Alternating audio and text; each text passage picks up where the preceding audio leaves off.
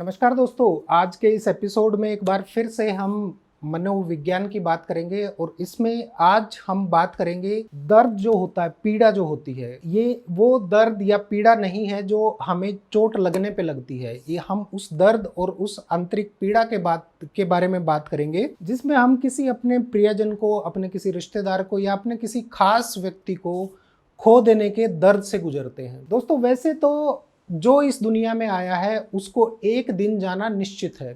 जीवन और मृत्यु के इस चक्कर को कोई नहीं रोक पाया है, लेकिन यह बात भी सच है कि अपने किसी भी प्रियजन को खोना और उसको भुला देना आसान नहीं होता। किसी की मृत्यु होने पर एक जीवन तो समाप्त हो जाता है, लेकिन मृत्यु उस प्रियजन के संबंध या मोह को खत्म नहीं कर पाती है। जिस प्रकार से हंसना बोलना हमारे जीवन का हिस्सा है, उसी प्रकार से दुख भी हमारे जीवन का एक अनिवार्य हिस्सा है जो हमारे उस दुख से उबरने में हमारी सहायता करता है, जो किसी अपने के खोने के कारण पैदा होता है। ऐसी परिस्थिति में दुख या शोक एक प्रकार के उपचार का काम करता है। दुख आपके मन और भावनाओं के साथ साथ आपके स्वास्थ्य को भी प्रभावित करने की क्षमता रखता है। कोरोना वायरस के कारण जिस महामारी के दौर से हम सब गुजरे हैं, इस महामारी के कारण पूरी दुनिया में हमने एक शोक और दुख के बढ़ते प्रभाव को देखा है और आज हम इस स्तर पर आ चुके हैं कि हमें यह समझना होगा कि दुख हमारे स्वास्थ्य को किस प्रकार से प्रभावित करता है और दुख को जीवन में किस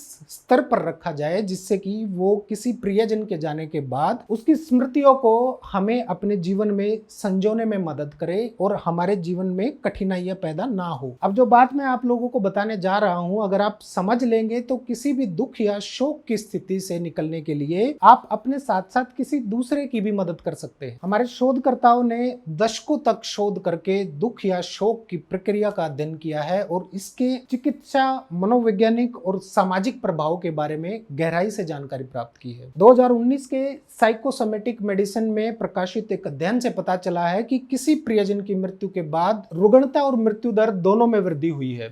इस अध्ययन में यह भी उल्लेख किया गया है कि पिछले 40 वर्षों में वैज्ञानिकों ने देखा है कि शोक या दुख का अंतःस्रावी, प्रतिरक्षा, हृदय और तंत्रिका तंत्र के साथ एक मजबूत संबंध है, जो बताता है कि जो लोग किसी प्रियजन के खोने का शोक मना रहे हैं वो ऐसा क्यों महसूस करते हैं। इसके कारण पैदा हुए लक्षणों की एक लंबी लिस्ट है जिसकी अवधि छोटी या लंबी हो सकती है, जो बहुत कम समय तक के लिए भी रह सकते हैं, बहुत लंबे समय तक के लिए भी हो सकते हैं।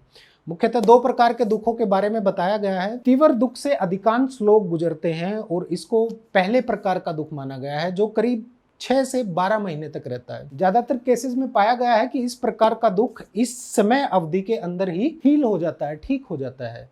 यही कारण है कि आपके स्वास्थ्य पर इसका प्रभाव कम समय के लिए होता है। इसे तीव्र दुख कहा जाता है। इस प्रकार के दुख के कारण ज्यादातर क्रोनिक स्ट्रेस होता है। इसके अलावा अवसाद, नींद की गड़बड़ी या नींद का अभाव, क्रोध, कड़वाहट, चिंता, भूख न लगना, थकान और शरीर में दर्द हो सकता है। दूसरे प्रकार का वो दुख होता है जो लगातार बना रहे। ये करीब 12 महीने से अधिक लंबे समय तक रहता है और आपके स्वास्थ्य पर दीर्घकालिक और दुर्बल करने वाले प्रभाव डालता है। इस प्रकार का शोक न केवल तीव्र दुख के सभी लक्षणों से जुड़ा है, बल्कि लंबे समय तक रहने के कारण पूरे शरीर और मन पर लगातार प्रभाव बनाए रखता है, जो अत्यधिक खतरनाक होता है। और इस प्रकार के दुख को केवल प्रोफेशनल मेथड जैसे cognitive behavioural therapy, complicated grief therapy के साथ साथ अन्य सपोर्टिव स्ट्रेटेजी के साथ क्योर किया जा सकता है। थेरेपी के जरिए इस प्रकार के दुख को मैनेज करने और स्ट्रेस को कम किया जा सकता है। आप लोग सोच रहे होंगे कि ये दुखों के प्रकार या इतनी चीजें मैं आप लोगों को क्यों समझा रहा हूँ। इसका एक कारण है। इसके पीछे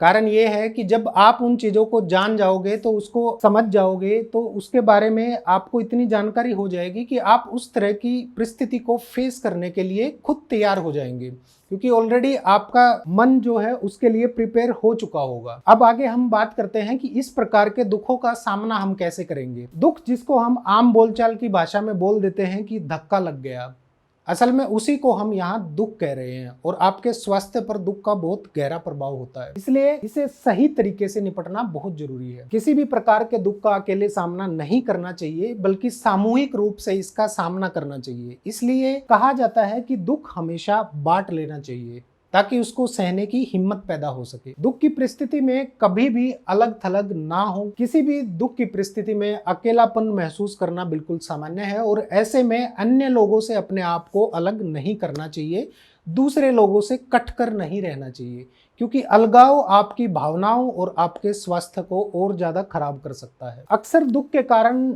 लगा झटका और तनाव शारीरिक और भावनात्मक रूप से थका देने वाला होता है, इसलिए जब हम दुखी होते हैं तो थका हुआ महसूस करते हैं, जो कि एक स्वाभाविक प्रक्रिया है। इसलिए ऐसे समय पर अधिक आराम और नींद लेना महत्वपूर्ण होता है। ऐसे समय पर स्वास्थ्यवर्धक भोजन जरूर लें। हो सकता है कि ऐसे समय पर भोजन आपकी प्राथमिकता ना हो या मन ना करे, लेकिन अपनी ऊर्जा के स्तर को और प्रतिरक्षा को बनाए रखने के लिए अपने पोषण का स्तर बनाए रखना महत्वपूर्ण है। फल, सब्जियां, अनाज, ड्राई फ्रूट जरूर खाएं और समय समय पर पानी जरूर पीते रहें। टहलने या दौड़ने जरूर जाएं। ध्यान या योग करें या कोई अन्य व्यायाम करें जिससे आपको खुशी मिले। ये न केवल आपके शरीर को अधिक सक्रिय महसूस करने में मदद करेगा, बल्कि आपके दिमाग को अच्छा महसूस करने में भी मदद करेगा। अपने लिए किसी लक्ष्य का निर्धारण करें। शुरुआत में अपने लिए कुछ छोटे छोटे अल्पकालिक और प्राप्त करने योग्य लक्ष्य निर्धारित करें और उनको प्राप्त करने की दिशा में काम करें। ये न केवल आपकी अपनी दिनचर्या में वापस लाने में मदद करेगा, बल्कि भविष्य के लिए आपको